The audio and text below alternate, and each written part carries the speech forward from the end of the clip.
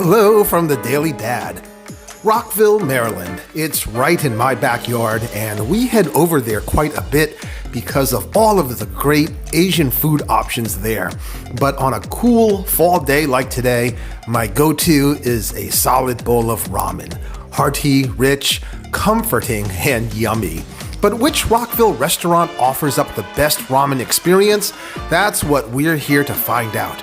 We're going to have a fun competition between 4 respected ramen eateries. They all happen to be on Rockville Pike. They all feature solid ramen options, and the ramen are all 50 shades of good. But only one can be the best. So, thank you for watching, thank you for liking, and thank you for subscribing. This is the Rockville Ramen Rumble on the Daily Dad. Irashai Mase.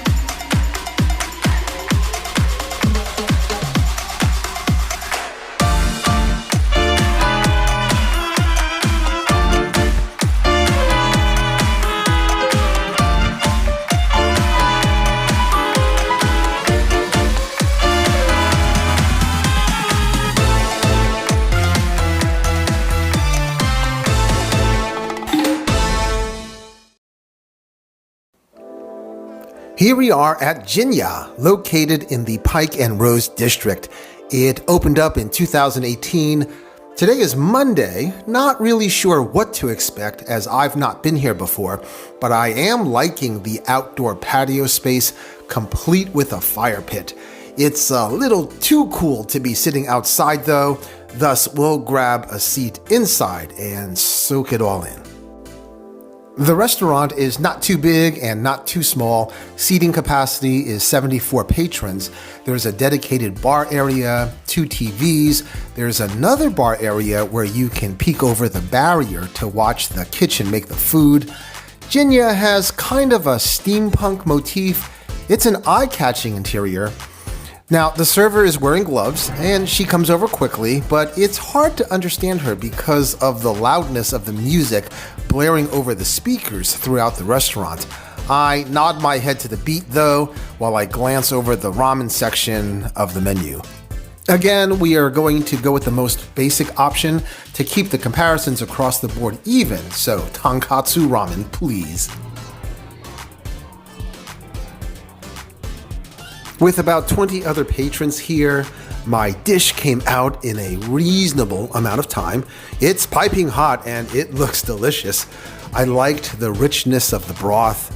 I liked the denseness. I liked how it tasted as it coated my tongue. And I liked how it felt as it made its way to my tummy. The egg was thoroughly marinated and prepared well. The pork was fine. You get 2 slivers of pork, not quite the melt-in-your-mouth sensation I was hoping for, but still tasty. The noodles are made fresh daily, according to the server. They were just on the other side of al dente. And overall, the bowl of tonkatsu chasu ramen was filling, tasty, and a good antidote for the falling temperatures outside. Before wrapping this up, I did want to point out a few things about Jinya. The server was very proactive on her upsell efforts, asking me to consider appetizers, drinks, and add-ons for the ramen. It's also noisy and therefore not necessarily a location I'd choose if I were to have a business lunch. But the interior is very pretty, the energy is vibrant, and $20 for a bowl is not a deal breaker. In a few days, we'll head up the street to Akira and see what that place is all about. And then I'll decide who advances out of this bracket.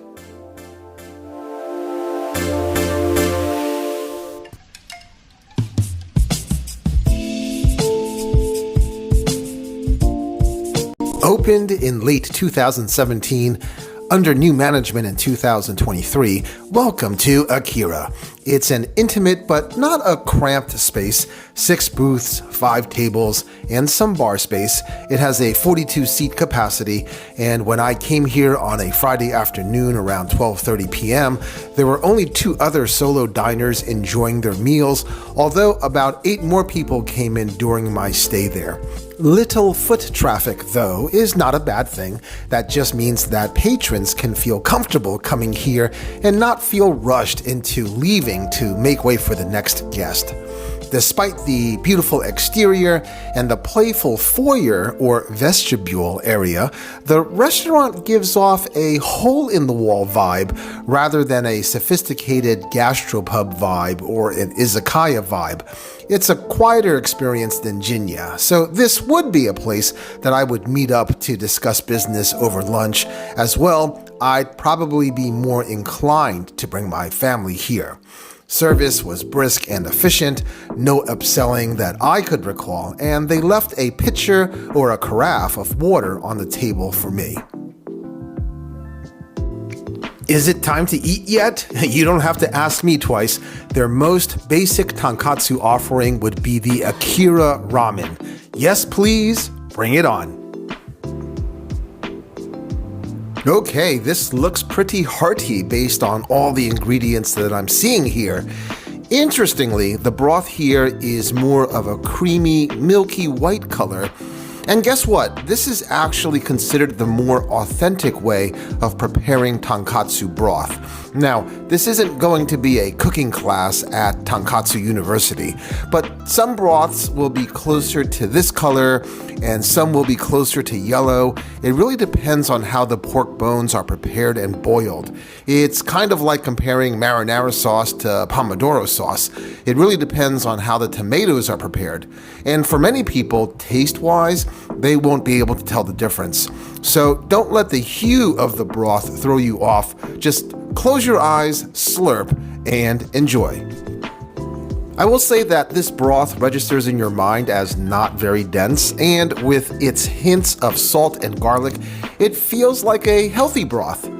What about the pork? Well, it was perfectly okay, although I was still looking for that melt-in-your-mouth sensation. However, I kind of felt that the bowl of ramen in general was generously overloaded with too many ingredients. Not including the broth or the noodles, there were 10 ingredients heaped onto the ramen, and this was a case where I felt that maybe less could have been more. The noodles here, like at Jinya, are made fresh daily. The noodles here, though, are a tad thinner in diameter, and I think where the size difference kind of plays with your mind and your taste buds is when you're eating a mouthful of noodles and bean sprouts and wood ear mushrooms.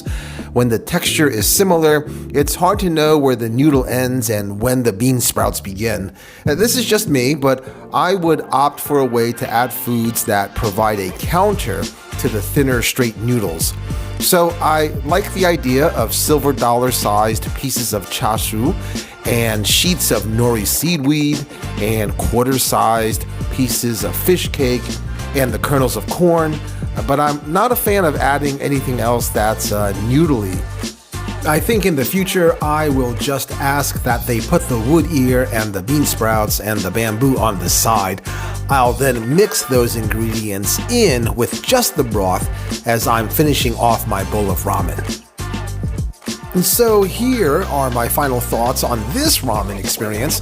The tonkatsu chaosu ramen was fine as presented and as tasted, and because the broth tastes simpler, I think my kids would prefer this place over Jinya. One cannot deny the value here, as $16 is very reasonable for a bowl. Also, regarding the lunchtime atmosphere, this place is more appropriate for families with kids or patrons not interested in melding lunch with a club-like vibe. At Akira, all the music you'll hear is quietly pumped out of this one tiny speaker in the back of the restaurant. While I think all bowls of ramen are 50 shades of good, Only one of these restaurants can advance to the next bracket. And in this head-to-head competition, the winner here is Jinya. As a personal preference, I liked the thicker, wavy noodles that tickled my tongue. I liked the richer and denser broth, which to me had more charisma. The chashu was a tad tastier, and the whole egg was appreciated. Jinya is your winner of the South bracket.